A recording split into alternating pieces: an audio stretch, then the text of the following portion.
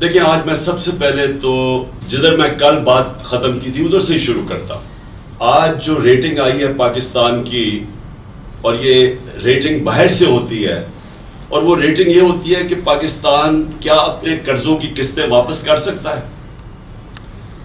اس کو کہتے ہیں ڈیفالٹ رسک۔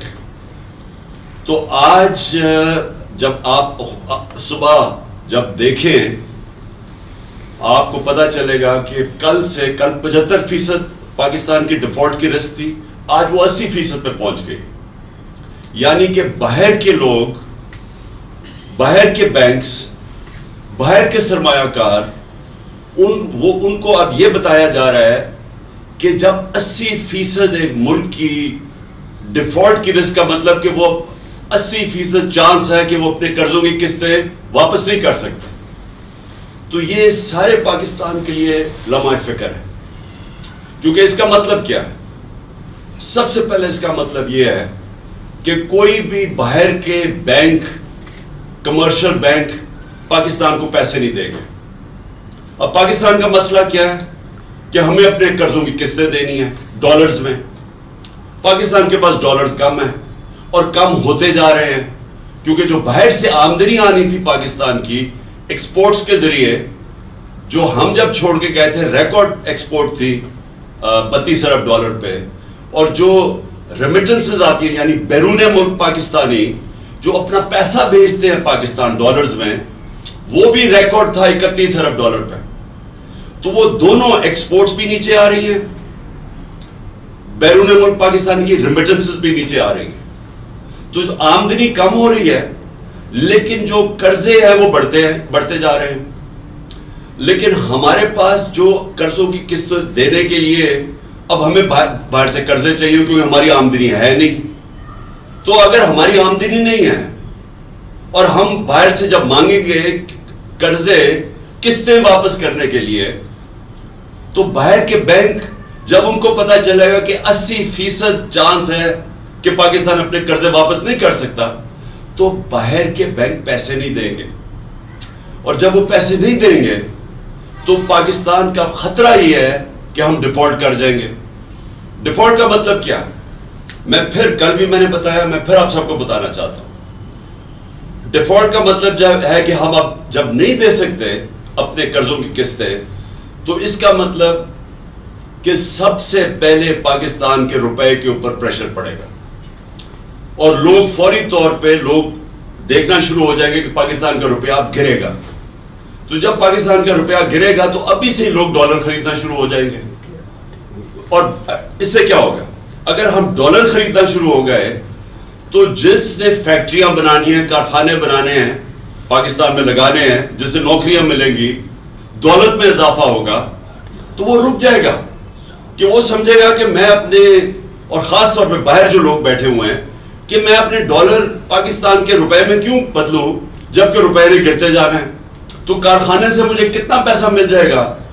اگر میں ڈالر ہی رکھوں تو وہ ڈالر ویسے اوپر جاتا جائے گا، تو لہٰذا وہ سرمایہ کاری رک جاتی ہے۔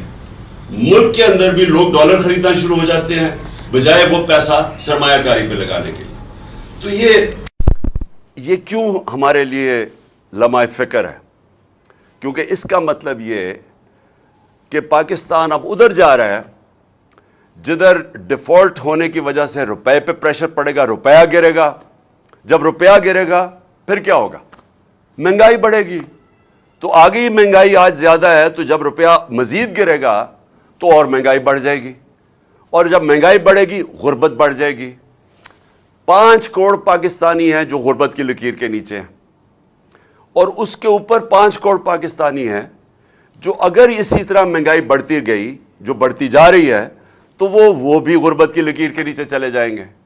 اس کا مطلب یہ کہ 2 وقت کی روٹی نہیں کھا سکیں گے۔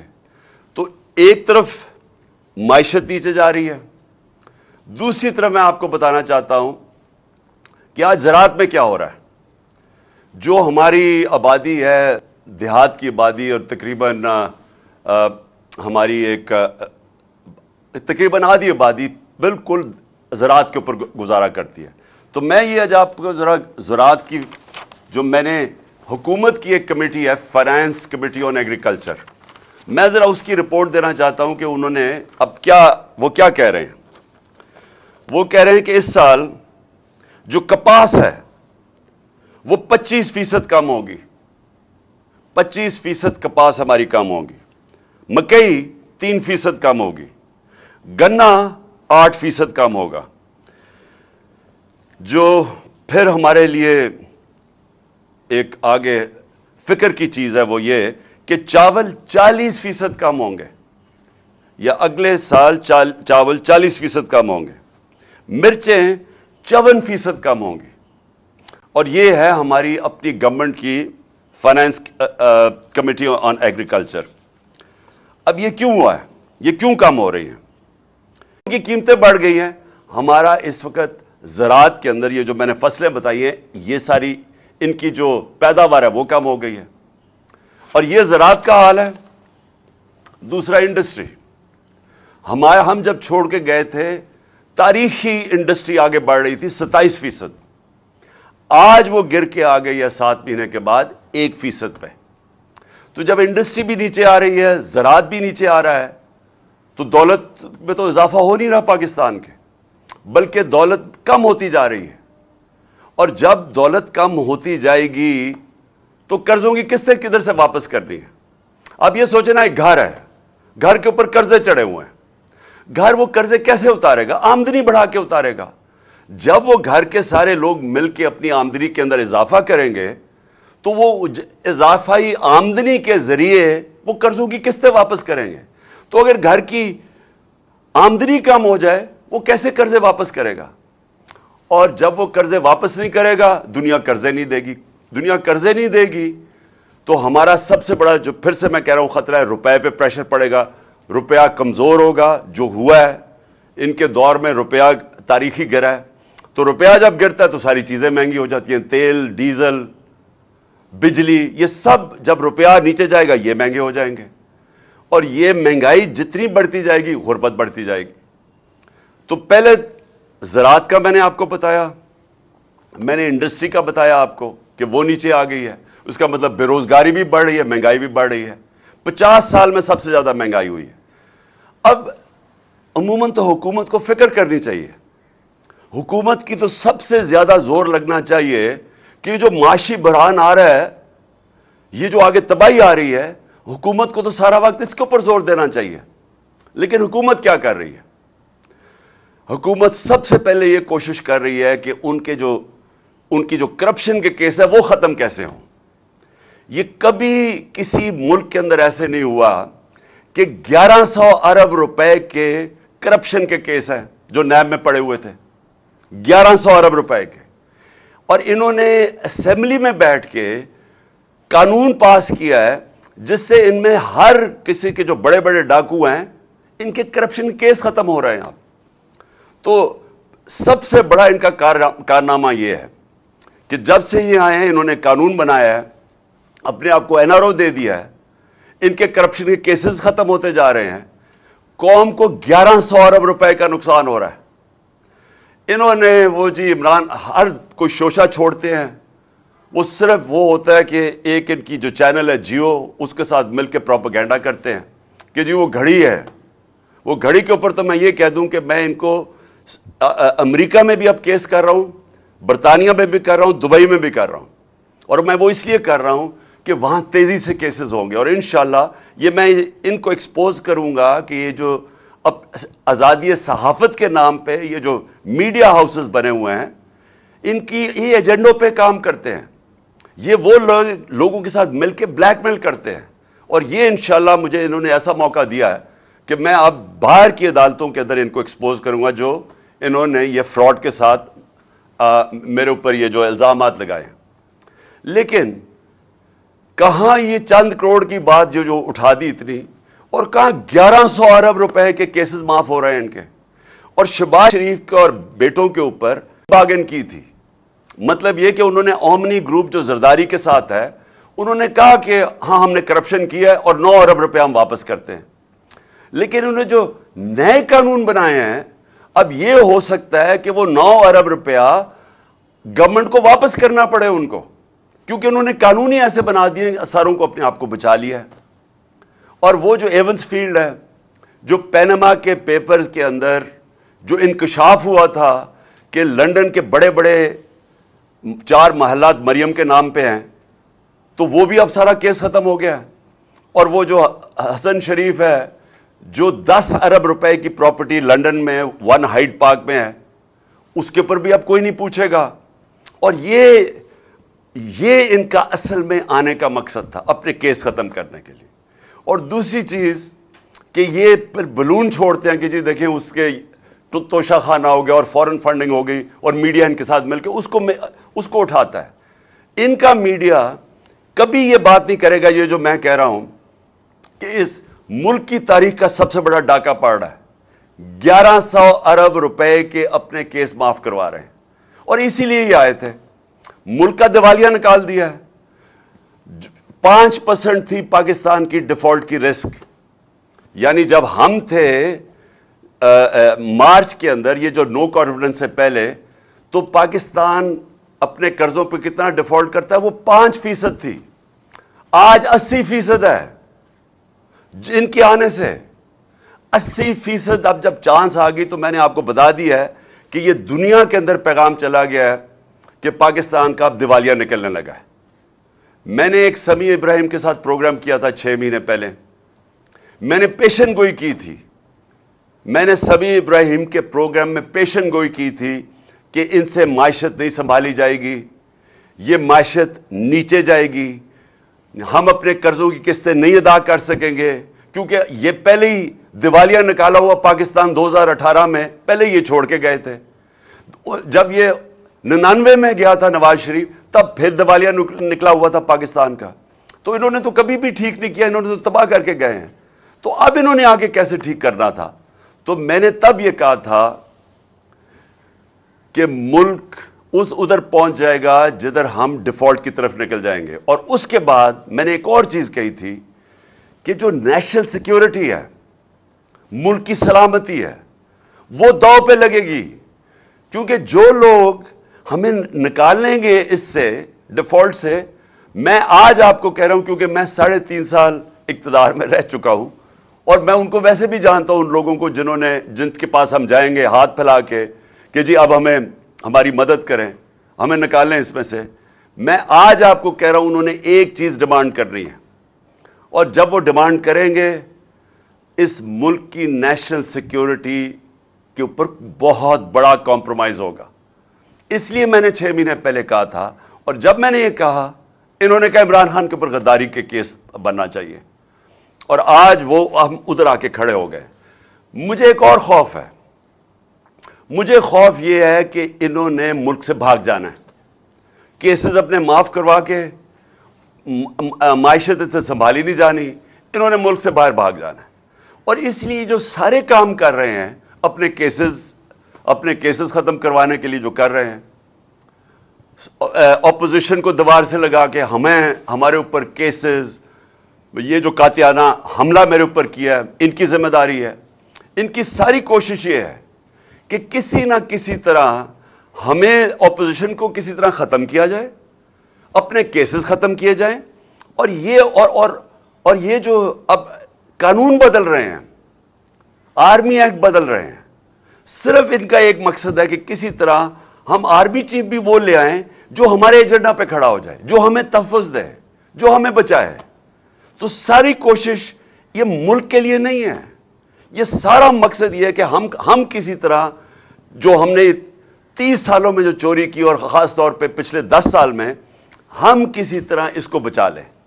میں نے جب میں پرائم منسٹر بنا تھا، میں نے پہلے دن اپنی قوم سے جب خطاب کیا تھا، میں نے یہ ایک چیز کہی تھی کہ ان کے مفادات اور پاکستان کے مفادات دونوں تضاد میں ہیں. اگر یہ رہ گئے، یہ پاکستان کو نقصان پہنچائیں گے. اور اگر پاکستان نے آگے بڑھنا ہے تو ان لوگوں کو قانون کے نیچے لانا پڑے گا، ان کو NRO نہیں دینا پڑے گا. 3.5 سال میں کہتا رہا کہ میں NRO نہیں دوں گا کیونکہ ملک سے غداری ہوگی. آج یہ ملک سے غداری آپ کے سامنے ہو رہی ہے، قوم کے سامنے. کوئی ان کو فکر نہیں ہے کہ ملک کسان تباہ ہو گیا، انڈسٹری بند ہو گئی، بے روزگاری بڑھ گئی.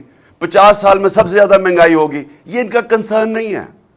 ان کا صرف یہ مقصد تھا کہ پہلے یہ ان کے کیسز ختم ہوں, اس کے بعد اپوزیشن کو کسی طرح ختم کیا جائے, اور پھر ان کا کبھی مقصد آرمی چیف کو اپنا آرمی چیف لانے کا یہ نہیں ہے کہ وہ آرمی کے ادارے کو مضبوط کرے گا, وہ پروفیشنل ہوگا. میں آرمی کے ان کے اوپر جو بھی کنٹینڈرز ہیں ان کے اوپر بات نہیں کر رہا, میں ان کی نیت کے اوپر بات کر رہا ہوں. میں ان کو 40 سال سے جانتا ہوں. انہوں نے آج تک ملک کے لیے کوئی فیصلہ نہیں کیا. ان کے سارے فیصلے ہوتے ہیں اپنی ذات کے لیے, اپنی فیکٹریوں کے لیے, اپنی چوری کے لیے, اپنے جو محلات باہر بچانے کے لیے. تو مجھے جو خطرہ ہے وہ یہ کہ یہ سارا کر کے جس طرف ملک جا رہا ہے یہ ملک سے بھاگیں گے, یہ پھر سے ملک چھوڑ کے بھاگیں گے. اور ایک ہی طریقہ ہے ملک کو اب مزید تباہی سے بچانے کا, اور وہ ہے صاف اور شفاف الیکشن. اس کے علاوہ کوئی دوسرا طریقہ نہیں ہے. اور یہ جو ہماری مارچ ہے یہ صرف یہ ہے, قوم بتانا چاہتی ہے, قوم ایک پیغام دینا چاہتی ہے. یہ جو مارچ کے ذریعے قوم یہ بتانا چاہتی ہے کہ یہ جو لوگ 30 سال سے ہمارے اوپر مسلط ہوئے اور لوٹا انہوں نے, قوم اب ان کو نہیں ایکسپٹ کرتی. قوم ان کے ساتھ متحد ہے. الیکشنز میں بار بار قوم نے بتایا کہ ہم ان کے ساتھ نہیں کھڑے. 37 الیکشنز بائی الیکشنز میں سے 29 جیتی ہے تحریک انصاف. جب ان کے ساتھ پورے اسٹیٹ مشینری بھی کھڑی تھی, ساری جماعتوں نے مل کے ایک ٹکٹ پہ الیکشن لڑا. جو اسٹیبلشمنٹ تھی وہ بھی ان کے ساتھ کھڑی تھی. اس کے باوجود یہ ہارے ہیں, کیونکہ قوم نے پیغام دیا کہ آپ جو مرضی کر لیں, ہم آپ کو کبھی تسلیم نہیں کریں گے. اور یہ جو انہوں نے آخر میں یہ جو کوشش کی, جو مجھے قتل کرنے کی, اس کے پیچھے کیا ہے؟ یہ سمجھ بیٹھے ہیں کہ اب ان کو جو مرضی کر لو, آپ کیسز, ڈسکوالیفیکیشن, دہشت گردی کا کیس, یہ جو مرضی کر لیں. ان کو پتا ہے کہ یہ اب تحریک انصاف کو نہیں روک سکتے. لہذا کوشش یہ ہے کہ کسی طرح عمران خان کو راستے سے ہٹایا جائے. اور یہ جو واردات کی گئی تھی یہ ان 3 لوگوں نے کی تھی. یہ 3 لوگ اس کے اندر شامل تھے, اور میں نے تینوں کے نام دے چکا ہوں, جس میں شہباز شریف, یہ جو ہے رانا ثناء اللہ, دونوں ماڈل ٹاؤن کے اندر دونوں نے دن دہاڑے لوگوں کو قتل کروایا تھا. ابھی تک کیس پڑا ہوا ہے.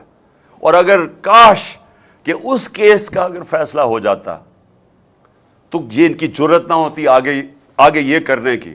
اور مجھے یہ بھی شک ہے کہ وہ جو 4 گواہ رمضان شوگر مل میں, یہ جو ایف آئی اے کے کیس میں, 16 ارب کے کیس میں, جو وہ گئے اور جو ڈاکٹر رضوان گیا, اس کے اوپر بھی تفتیش ہونی چاہیے کہ کیسے ان کے آتے ساتھ ہی یہ سارے ان کا کیس ہی ختم ہو گیا, کیونکہ سارے گواہی ختم ہو گئے اور وہ انویسٹیگیٹر بھی مر گیا. تو ان کی ہسٹری ہے. انہوں نے یہ جو میرے اوپر واردات کی یہ ہسٹری ہے. اور یہ جو فیصل تھا یہ بالکل ان کے ساتھ ملا ہوا تھا. اور میں انشاءاللہ یہ چیف جسٹس سے ڈیمانڈ کرتا ہوں کہ جب بھی آپ انویسٹیگیٹ کریں گے, کیونکہ انویسٹیگیشن تو اب صرف چیف جسٹس کے نیچے ہو سکتی ہے, یہ ثابت ہوگا کہ یہ تینوں نے مل کے یہ پلان کیا تھا میرے اوپر. اور صرف اس لیے کہ کسی طرح یہ عمران خان راستے میں کھڑا ہے, این آر او یہ نہیں دیتا, یہ ہماری کرپشن کے اوپر پیچھے نہیں ہٹے گا, تو اس لیے اس کو راستے سے ہٹایا جائے. تو قوم کو آج میں یہ کہنا چاہتا ہوں کہ یہ ہے فیصلہ کل مرحلہ اس قوم کا. یہ جو ہماری مارچ ہے, یہ جو وقت ہے پاکستان میں, انگریزی میں اس کو ڈیفائننگ مومنٹ کہتے ہیں. ہماری تاریخ کے اندر یہ وہ وقت آ گیا کہ ہم اپنے ملک کا راستہ بدل سکتے ہیں. اگر قوم جب کھڑی ہو جاتی ہے, جب قوم فیصلہ کر لیتی ہے کہ ہم نا انصافی نہیں برداشت کریں گے, ہم ظلم نہیں برداشت کریں گے, وہ قوم اپنے آپ کو آزاد کر دیتی ہے.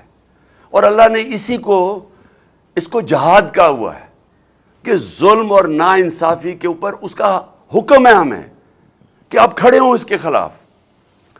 اس ظلم, ظالم اور ظلم خوف کے بت کے سامنے نہ جھکو, کھڑا ہو اس کے سامنے, اور تب اللہ قوموں کو آزاد کرتا ہے.